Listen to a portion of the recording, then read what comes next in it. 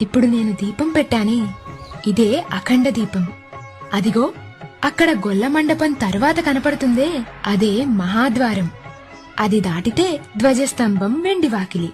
అవి రెండూ దాటి ఆనంద నిలయంలోకెళ్లి అలా గర్భగుడిలోకి చూస్తే బంగారు కిరీటంతో నుదుటి మీద కర్పూరంతో దిద్దిన మందపాటి రెండు నామాల మధ్యన కుంకుమ పువ్వుతో చేసిన కస్తూరి తిలకంతో ఆయన మొహం కనిపిస్తుంది.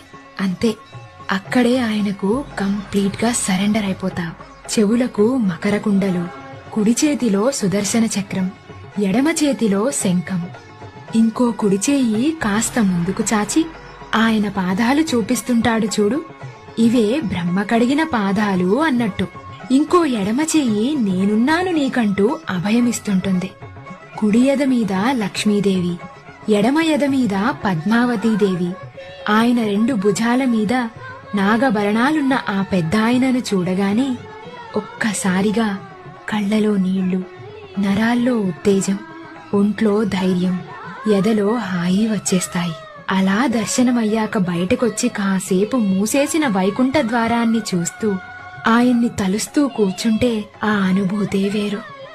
దీన్ని మించిన స్వర్గం ఇంకెక్కడా ఉండదు. భూలోక స్వర్గం చూపిస్తావా అని అడిగావు కదా, ఇదిగో ఇదే ఆ స్వర్గం. ఇదే భూలోక వైకుంఠం. ఇదిగాక సౌభాగ్యం, ఇదిగాక తపము, మరి ఇదిగాక వైభవం బికనొకటి లేదు. ఒక్కసారి గోవిందా గోవిందా